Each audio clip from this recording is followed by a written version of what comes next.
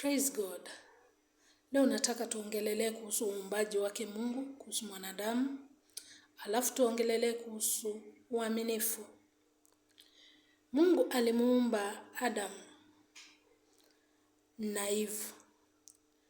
Na Adam na Eve walikosa kitu kinaitwa uaminifu kwa Mungu.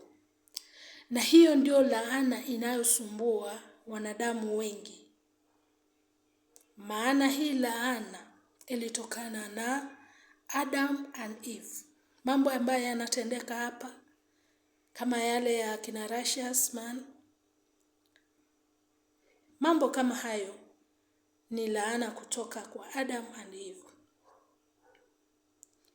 Ni Mungu aturehemu, atusamehe. Mambo mengi yanatendeka ambayo sio mazuri. Lakini itabidi watu wamrejee Mungu, wadada, tumlilie Mungu, tumsongee Mungu. Maana sisi wadada ndio tulikuwa first kuingia katika mtego wa shetani. Na ndio unaona mambo yanatendeka. Kwa hivyo wadada lazima tumuombe Mungu msamaha ili atusaidie. Tunaitwa viumbe dhaifu sababu ya mambo mengi.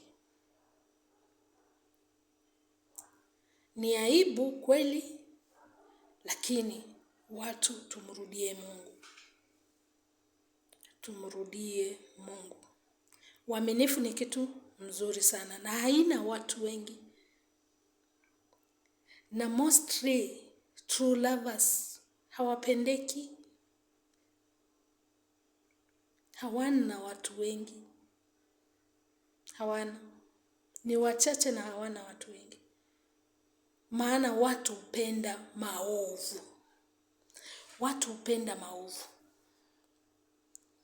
Na watu hukimbilia mahali kuna maovu.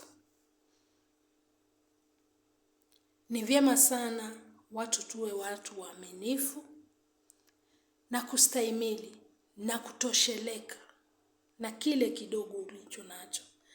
Tusiwe watu wa tamaa. Tamaa imefanya watu wengi tumepotea. Wadada wengi wamepoteza maboma. Wanaume wengi wamepoteza maboma.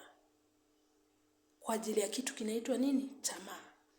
Na haya mambo yalikuwa hapo tangia hapo mwanzo kwa Adam and Eve. So ni watu wamsongee Mungu na kumlilia Mungu. Barikiweni.